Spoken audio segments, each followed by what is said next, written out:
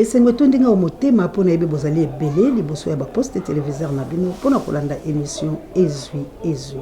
na yango bande ko balandi ya émission ezwi na pesi bino mbote bisika nyonso ezwa mibino petika ete kimi ya nzambe tata eingela omabota mabino tokosolola bobele na maye oyo mazali bongo komoleka na République démocratique du Congo lolenge kaka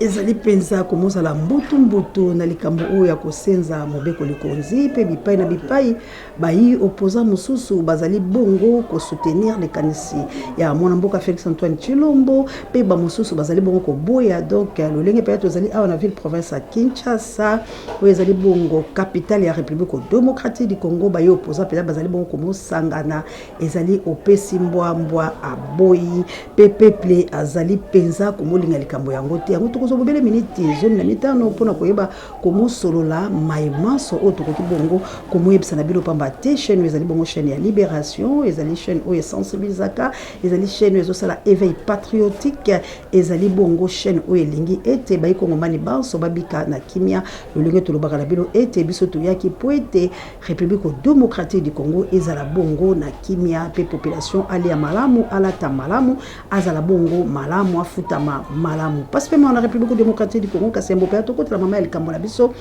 esengeli bongo to pesa peza balandi minene yi émission oyo pe ba obasonga biso penza na santé lokolo ezali malamu te ba kotika biso te mwa kisi mwa ordonnance ko ya pe ko pesa biso esengeli to pesa ba bobele matondo lokola apôtre Paul moindre des apôtres à sala mbote comme na bongo équipe pour la te na États-Unis d'Amérique pe mana ngana kunya dola ngai pour la nini te ba mama missionnaire na plus 30 na mboka nita babe il faut que yo moto pe ba ko lumumba mamone tu wa kotika nzamba le kapenza na ko pambola yo mama Célestine prompt rétablissement na France pe pour la nini te papa Michael to koluka pa lo lenga ko mobenga na poto to bala ko sola bobela likambo ya lise kwa ya République démocratique du Congo papa le frère de mama Clarisse na mboka ya Jolie qui est na Canada Pino banso biska bozali ba mama va botele ba mama ya moto mojali pona ko bunde tumba ya République démocratique du Congo to ali bongo peda ko mobela mana na ngai les États-Unis bisiko zaina kunya dolanga leka penza la ko sensibiliser ko partager be misolo lengo salaka bolemba te pambate etumbeza la bobele bongo bino ba mama ya moto mojali boyebi yango prompt rétablissement na mama Jawa assalamu alaikum na ba musulman na biso nyonso o bazali bongo penza la South Africa na mboka ya Gilo Mpinga na Nailo Mpinga gipe merveille kitoko ba mama yetu telema ba papa yetu telema bipai biso ezwami bino to telema na tela ko bundela ekolo wa biso Big Daniel Ngenda na Londres na mboka ya Yanga Mokonzi na Angleterre précisément ndenge bobela kayango pe Clovis Tamutunga to benga na to sola na tina likambo ya mboka ko kabola biso te kasi boza la ba sentiment penza personnel te pe ko lukaka te ko sala fanatique ya mabe lingaka ete osola kala baninga pe oyeba pe okata tina likambo na opamba te République démocratique du Congo ezali bon komonyo kwa po boyeba ete République démocratique du Congo ezali komonyo kwa kabu ya tela biso video ya ba enseignant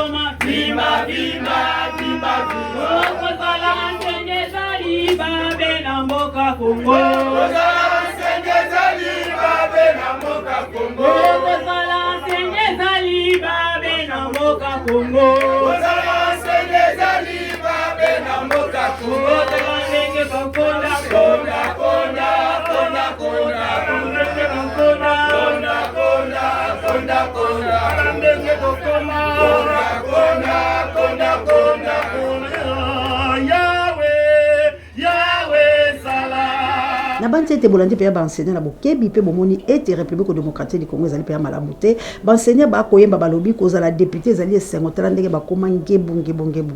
mais ko zala enseignant ezali bongo pasi na kati ya République démocratique du Congo tala ndenge biso to koma ko kondo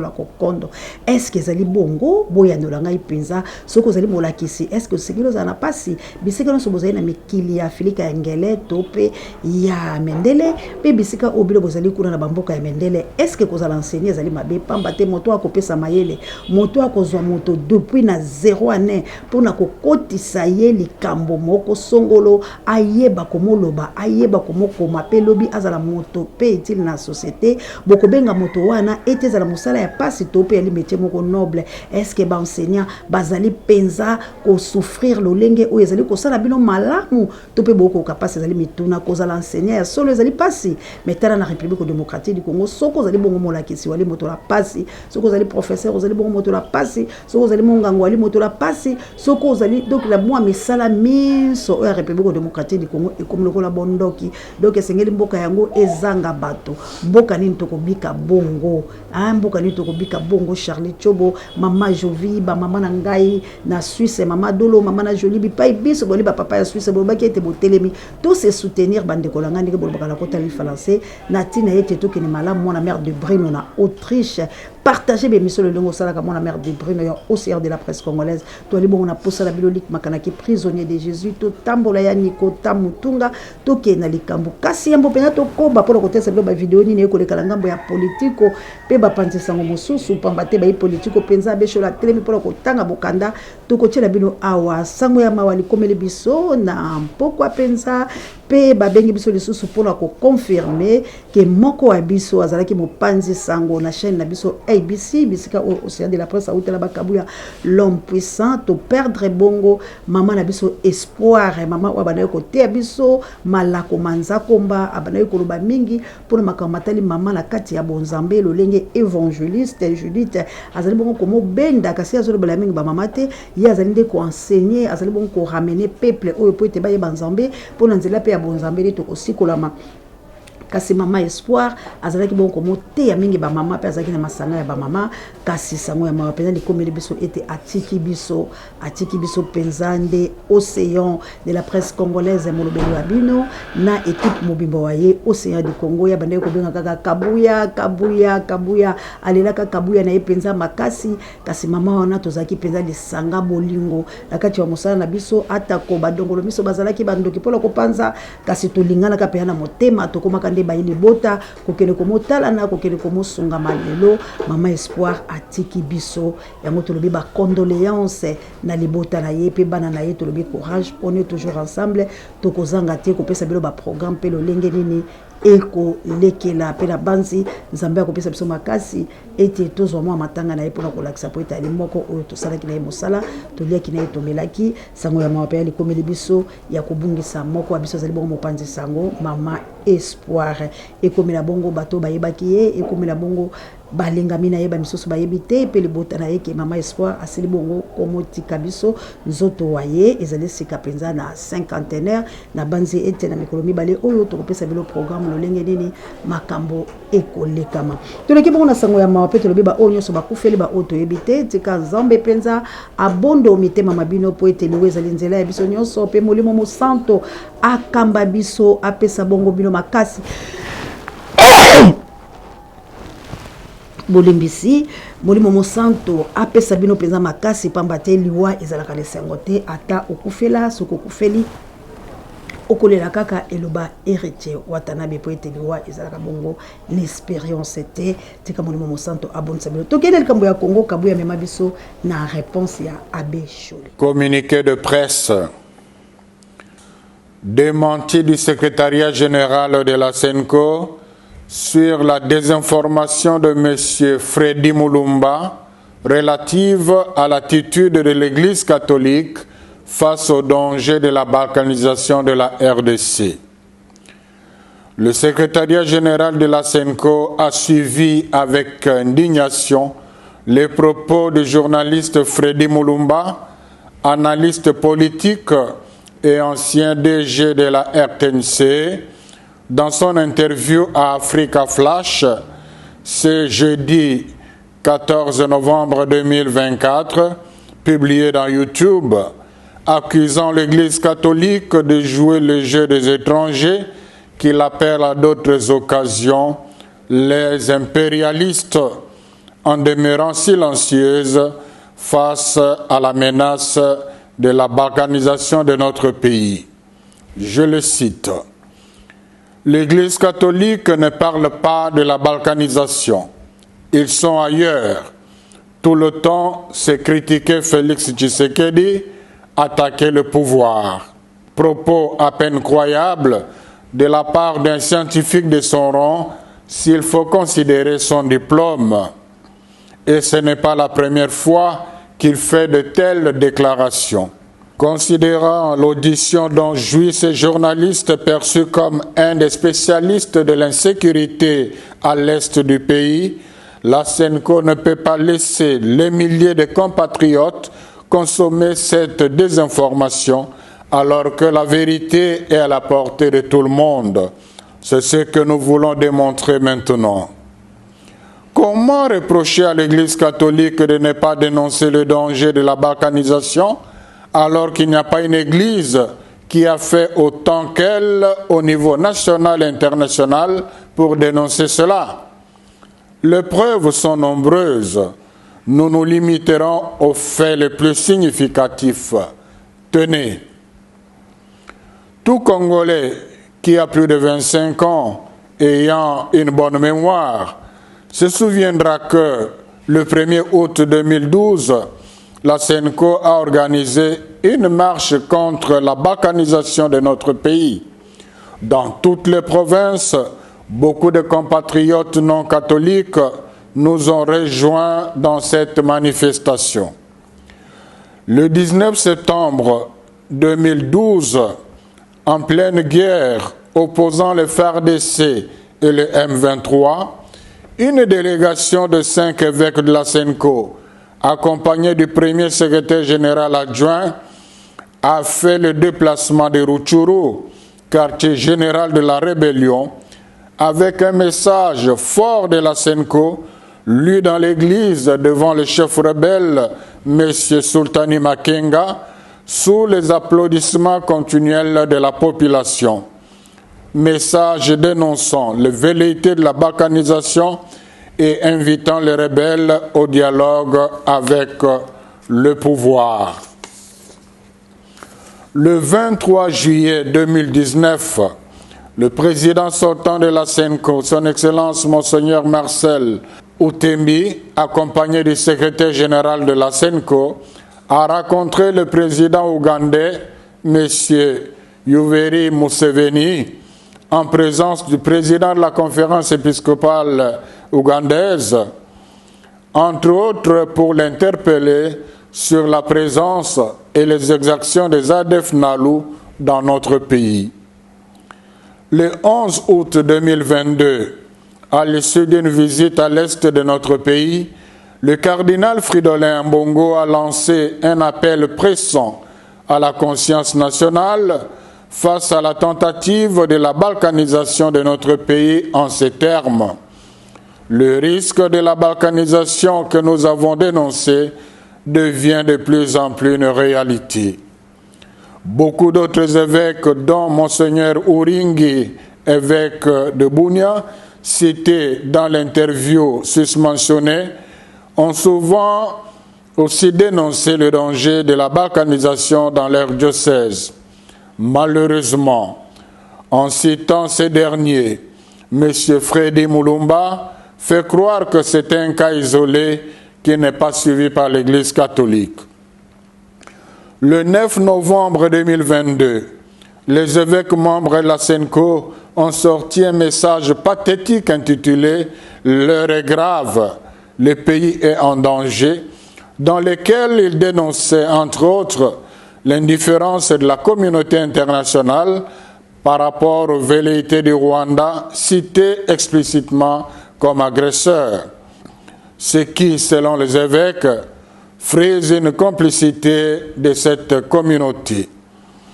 Le 4 décembre... bandeko balandi bokolanda penza wana ete ali kita bato bako potono milimo miko kende bipai na bipai pona kaka na likambo litali République démocratique du Congo ete etumba ya este esi la petozwa kimia. Bandeko balandi nazali ko tia vidéo o ya mona mboka Félix Antoine Tshilombo boyo kana no yenini alobaki.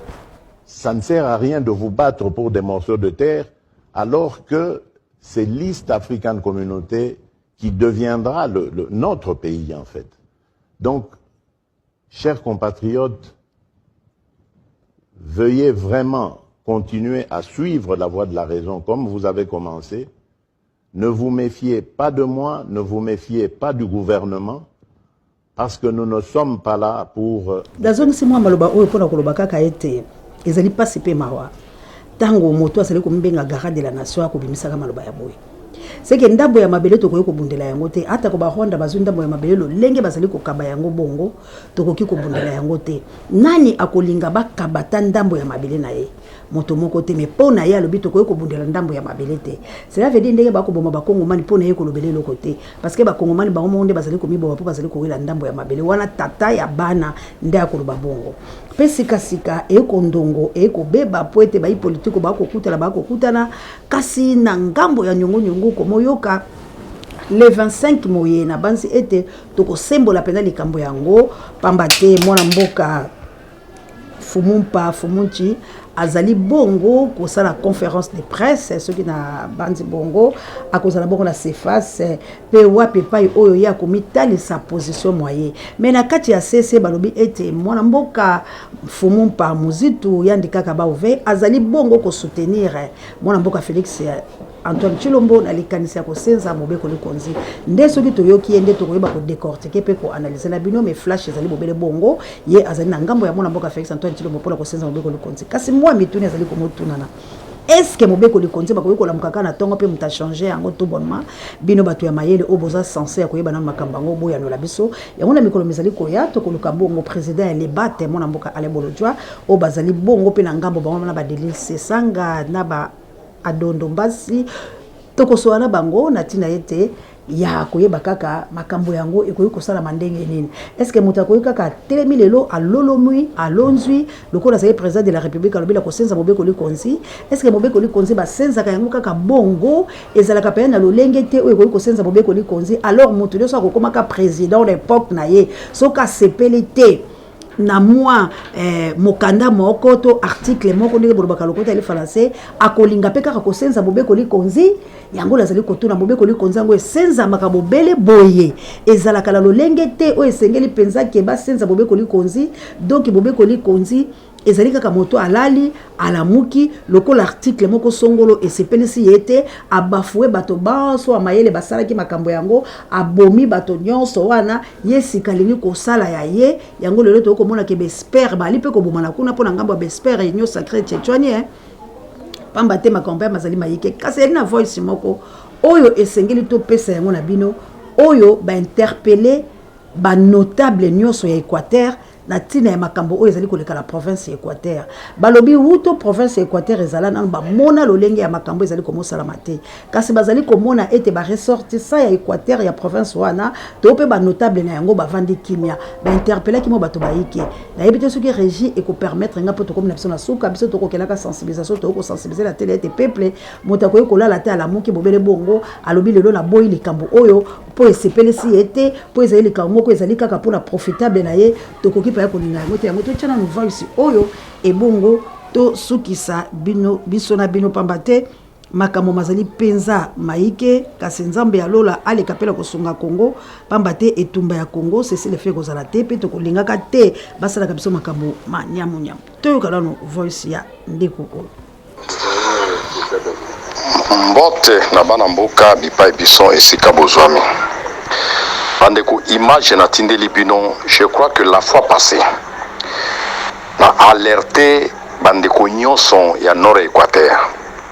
mais lelo ezali sous makambo alerte ya nord Équateur te na interpellé ba notable nyonso ya Équateur bazana kati ya politique tout comme armée na bandi na kulutu na ngai général Bahamoto Bamawakata Filemo, général Ndima Konga Constant, général Mbiato Konzoli, général Alengbia Nzambe Gentil, général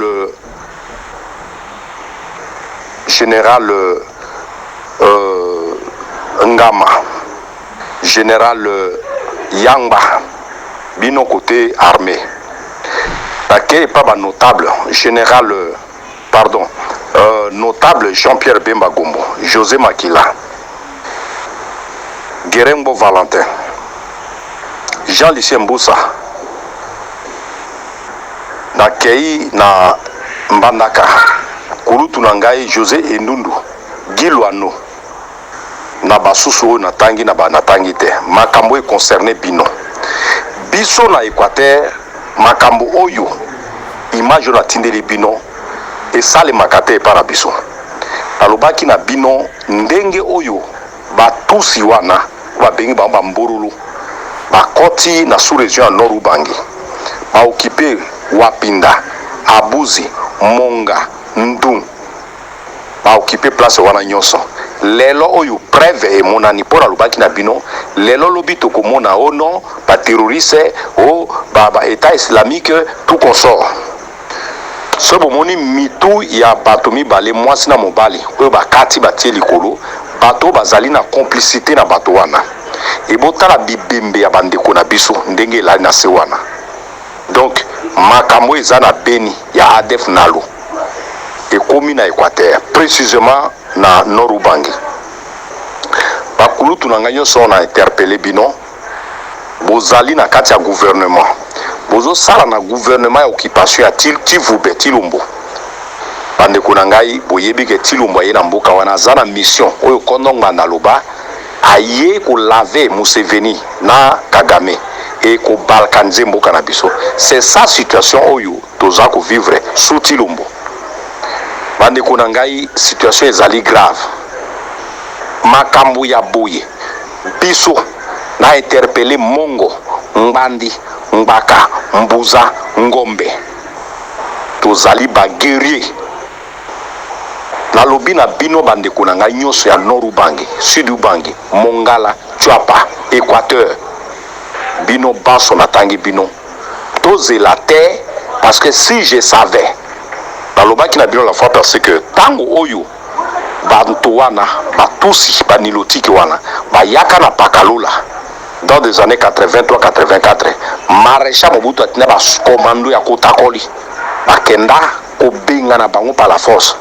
et lelo oyo nalobaka na bino la fois passée ndenge oyo baye na territoire ya Ango ya Numba ya Bili ba occupé kuna plus de 25 000 hommes na moment wana 2001 ngai mosala bino na kendaka mission pona ko repérer biloko wana et lelo bakomi combien bango wana bakoti ba occupé Ndu Monga Wapinda Yakoma Abuzi ba occupé esika ils sont armés bana mboka bakoko na biso babunda na gbekpa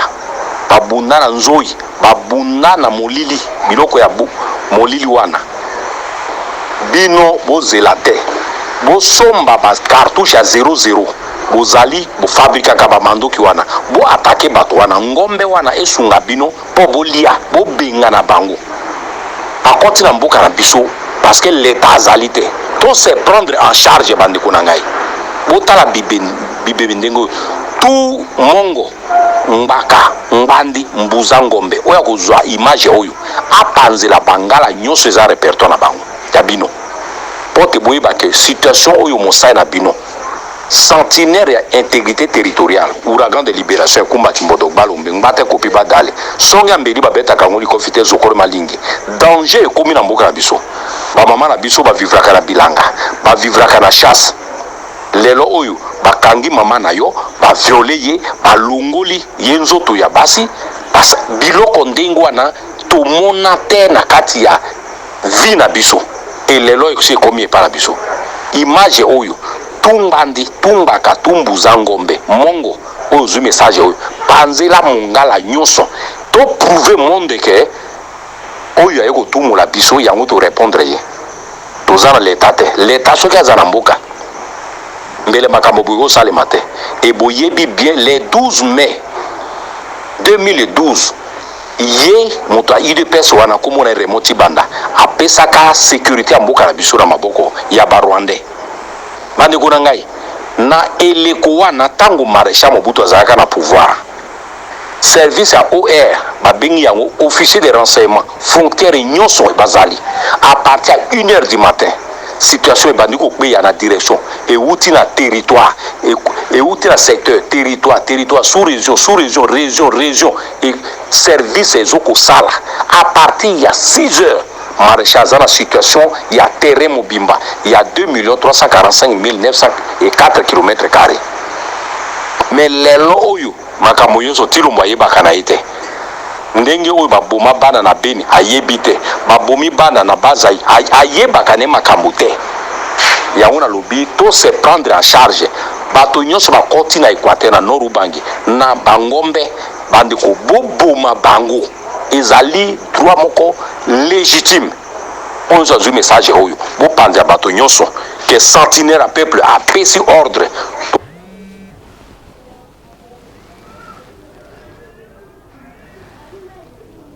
Tozela te pour lobby komela yo komela ngai komela bana na biso makambo oyo batusi bakota na mbuka na biso lelo balobi bazali batusi congolais bakei na Belgique bakei ko limwisa ba document nyonso boyebi ke tozalaka na carte ethnographique mais lelo Nyarungabo Ruberwa Kagame balimwisi biloko wana nyonso na tindelaki bino image oyo ya professeur Kabasele ndenge alobi mais ndeko nanga Kabasele nous avons des historiens historiens bazali tozali na bato batangi géographie bandeko na ngai balimwisi me balibisi mutu na biso te alors esenge to sikola mboka na biso noki pote to batela intégrité territoriale na biso oyo so azwi message oyo panzela bato nyonso baza répertoire na bino mosala na bino message oyo akoti na studio na 19h50 et bokoyoka yango partout esika bozali 19h50 ere ya Kinshasa. Merci bandeko na ngai na bansi ete bolandi pe na bokebi ete mboka na biso ezali pe ya malamu te tango tokoloba tola muka musangu esengela peuple congolais no sobisiko ozali yebisa muninga telema sala likambo lelo ndenge tozoloba boye tobetaka mbela tolobi ete batindi bato pe bapesi misolo pamba te esengeli baboma bato oyo bazali ko résister bato oyo bazali ko dévoiler bato oyo bazali ko sala musala penza pona ko panza sango pe ko tombola mongongo po ete baloki bakima lelo oyo ba numéro ezali na banzi ete tokosola mona mboka résistant kilame na mikolo mizali ko ya po ete panza penza poke yango malamu pamba te basi bakoti pe basi bapesi misolo pona ko bomaka biloko na poto pe pona ko boma bipai biso awa na ville province ya Kinshasa pona nini makambo ezali ko sala mapamba te ba i politique mususu basi bakoti na ngambo ya mabe poka ka bali ya misolo ezali pe na bandeko na biso mususu ba kongomani bakoti pe na ngambo ya mabe po bamoni ete ko umela na kati la pasi to pe mobola ezali ko sala malamu te esengeli bakele komiteka pe bateka mboka na bango yango na lobi ba kongomani pona nini bozali komisala maboye tango yonso bakoboma bakovioler motango ya bato bazali kokufa na kati ekolo ya biso eleki miike koleka motango oyo baloba ya génocide pona nini te to dénoncer biso banso pe pona nini te tozala na bolingo bipai biso tozwami pona kobundela ekolo ya biso na awa nde na banzi na sukisi pona kobeta bobele mbela lokole ezali kolela kelelo ezali kobeta ete kongo bani nyonso zwa mayele pe boyebi longwa nanu na ngambo ya baloki pe tikala lokolia banzoso la bango oyo lobi ekopesa yo bomo ite telema na tina kobundela ekolo wa yo nzambe akotika te po ete tumbo ezali ya malamu pe ezali noble. Merci encore une fois na Lik Makanaki prisonnier de Jésus tokokuta na bongo pona ko mosolola pe pona ko benga lisusu bana pe bilenge ba oyo pe ba ko telema nzambe apambola bino ba oba kolinga biso ba ko pia biso mai ba oba kolinga biso ba ko pia biso nzoso ba oba kolinga biso ba ko yeba ko soutenir biso pamba te moto nyonso te alingi leseko ya Congo pamba te ba yike balingi te Congo kufa po ete bango bazo misola kolesa baboti ba bango kasi lelo soki ba botoli bilomboka po ete ba ko botola bino bato bazali kotambola bilo balingi bilo te ba ko koso bino po ete bazo mboka soki lobi bazo yango boyebi sort ya ba peau rouge boyebi sort ya ba peau rouge lelo bazali mitelengano kasi biso lokole ezali ekolo wa biso na l'aide du Seigneur biso tokotika te bafwa bashala Congo ekozala ya biso baloki ya Congo tokotia bino oups bino banso libanda. Merci na kabuya l'homme puissant d'échange par l'équipe qui gagne. Merci na Pape Dieu directeur recherche et stratégique qui ba pour mettre Angola no bondi à botard de bono et la mission ko komela bino Mamour d'Angola la mokitene Florence ya Matondo Mido et personne sango bokondi pareil avec biso la patron la mort nous vaincrons la peur doit quitter nos esprits to bundele kolo wabsoto ngona ba divergence pambate lokuta moyibi moloki akosuka bobele na nzakomba on se manque pas de Dieu ce que homme aura semé il le moissonnera celui qui tue par le paix périra par le paix maloba ya nzambe ekola tanto la Congo pe ouragan mo pepe mo kanda boko tele mape boko kima ingeta